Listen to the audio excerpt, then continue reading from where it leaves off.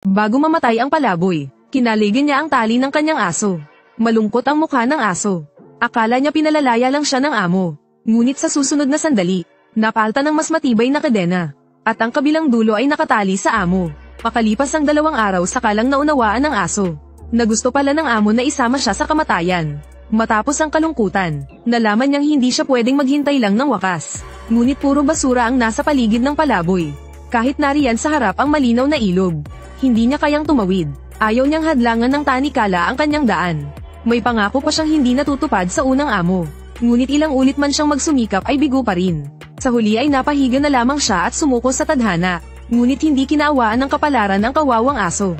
Ilang araw nang walang patak ng tubig sa katawan. Agad siyang nanghihina at bumagsak sa lupa. Sa huling sandali ng buhay niya, naalala niya ang kabataan niya. Nang hulihin ng mga tauhan ng animal control ang kanyang ina, hindi na niya muling nakita ito. Nalagaan siya ng isang inang pusa habang lumalaki. Habang lumalaki ang kanyang katawan, hindi na siya kasya sa lugar na iyon. At hindi na sapat ang gatas ng inang pusa para sa kanya. Buti na lang dumating ang isang magkasintahang may mabuting puso.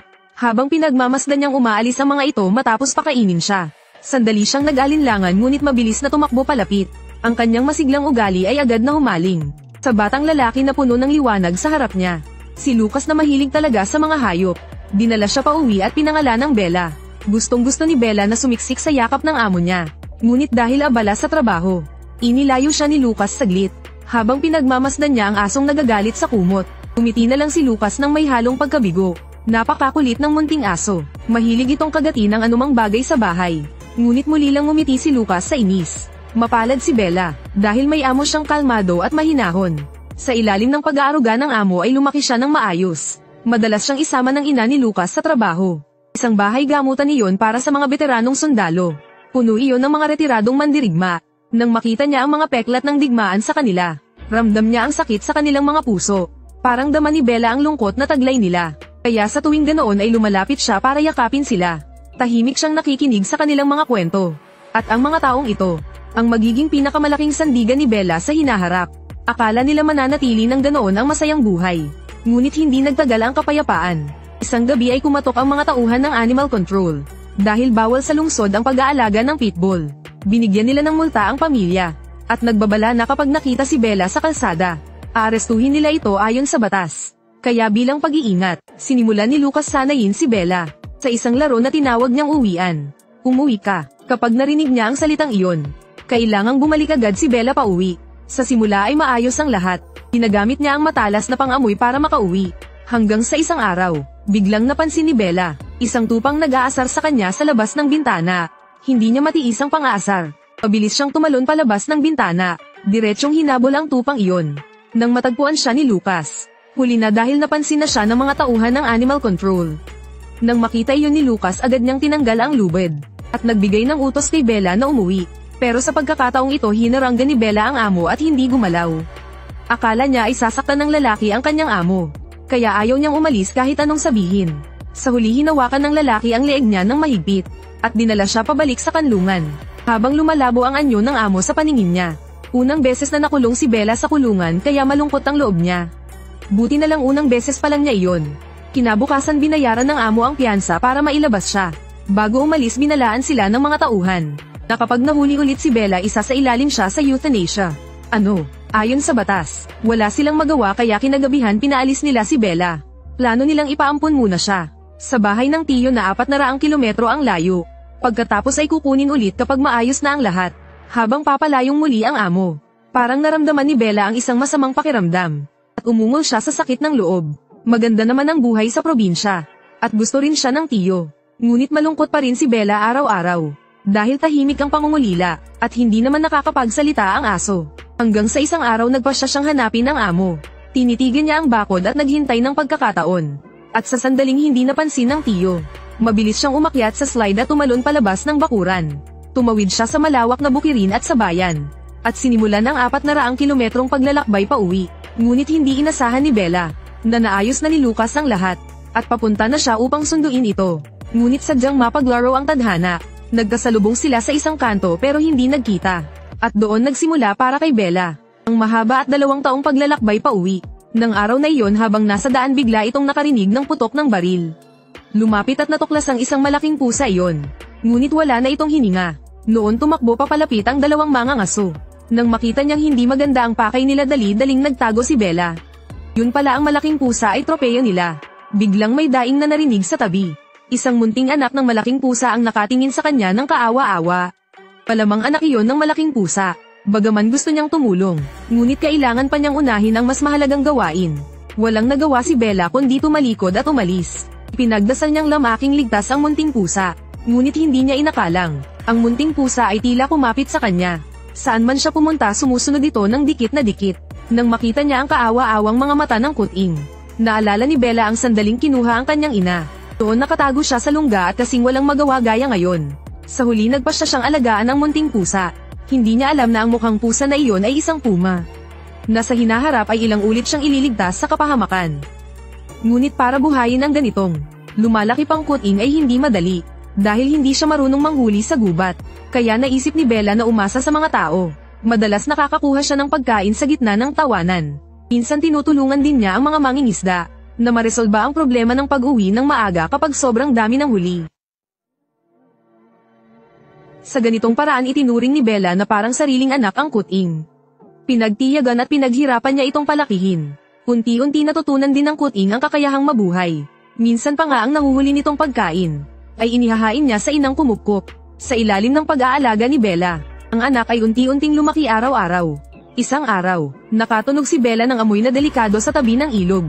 Nang siyasatin niya ng mabuti, ay isang pangkat ng mga lobo. Agad niyang naramdaman ang panganib. Kaya tumakbo siya kasama ang anak. Habang ang mga lobo ay papalapit ng papalapit, gaano man sila kabilis tumakbo. Sa huli napalibutan pa rin sila ng mga lobo. Para sa kaligtasan ng anak, ginamit ni Bella ang buong lakas upang takutin ang mga lobo. Sinubukan niyang pigilan ang kanilang paglapit. Ngunit marami sila at hindi natakot. Walang umurong ni isa. Sa sandaling iyon ng panganib, dumating ang ilang mga hiker. At nailigtas nila ang sitwasyon. Hindi pa kailanman nakakita ng tao ang anak. Kaya matapos silang mailigtas, tumakbo ito pabalik sa gubat dahil sa takot. Nang gabing iyon, natagpuan ng isa sa mga hiker ang kwelyo ni Bella.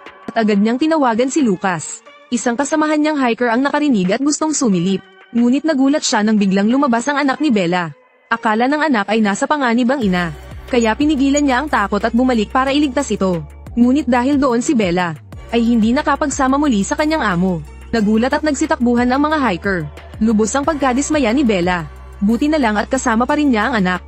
Lumipas ang panahon mula tagsibol hanggang taglamig. Natabunan ng makapal na nyebe ang kagubatan. Naglalaro silang mag-ina sa yelo. Bigla, nakarinig si Bella ng tahol ng aso. Matagal na niyang hindi naririnig ang tunog ng kauri. Kaya tumugon siya ng tahol.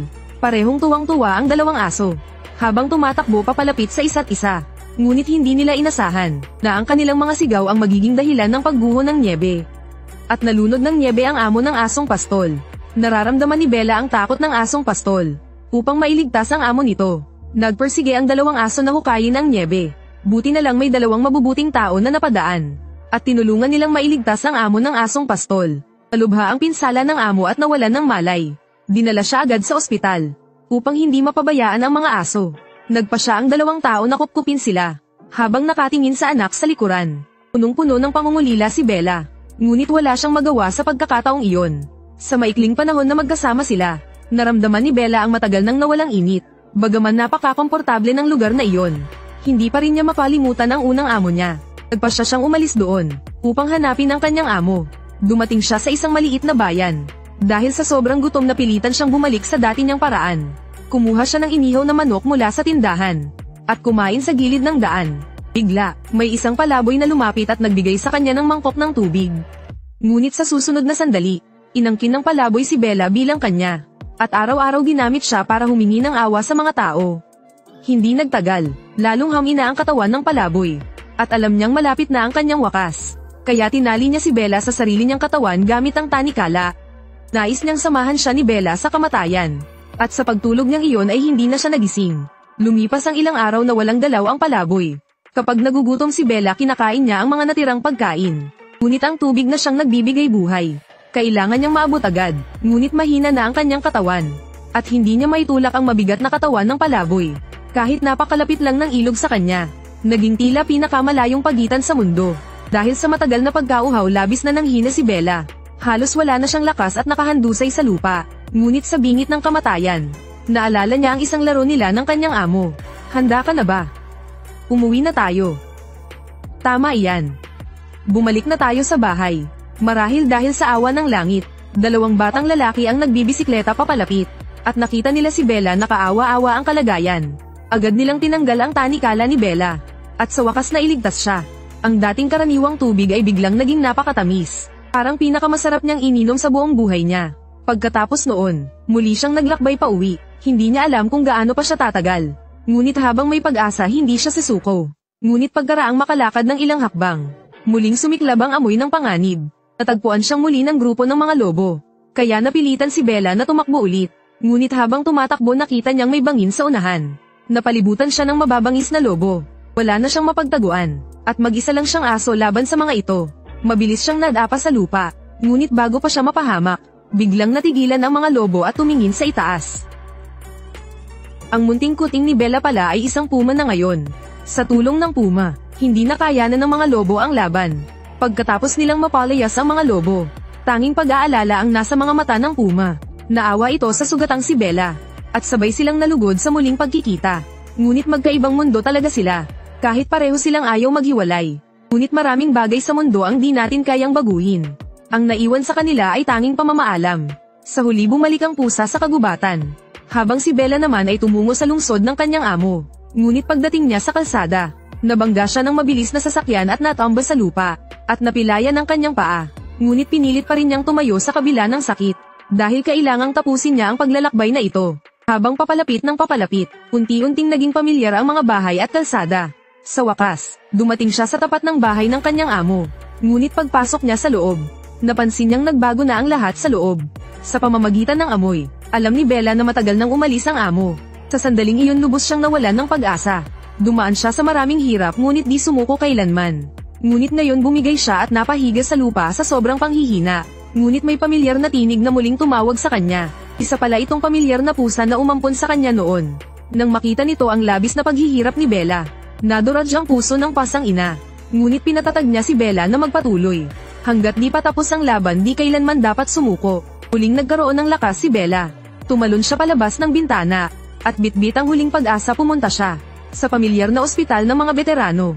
Dito, muli niyang nakita ang mga dating kaibigan. Tumakbo siya sa tuwa papunta sa kanila. Nakita nilang puno ng pilat ang katawan ni Bella. Hindi sila makapaniwalang ano ang dinaanan niya sa loob ng 2 taon. At sa sandaling iyon, bigla siyang lumingon sa isang direksyon. Lucas. Hindi ito totoo. Sa wakas ay nakita niya na din ang kanyang amo. Lahat ng sakripisyo niya ng mahabang panahon ay hindi nasayang.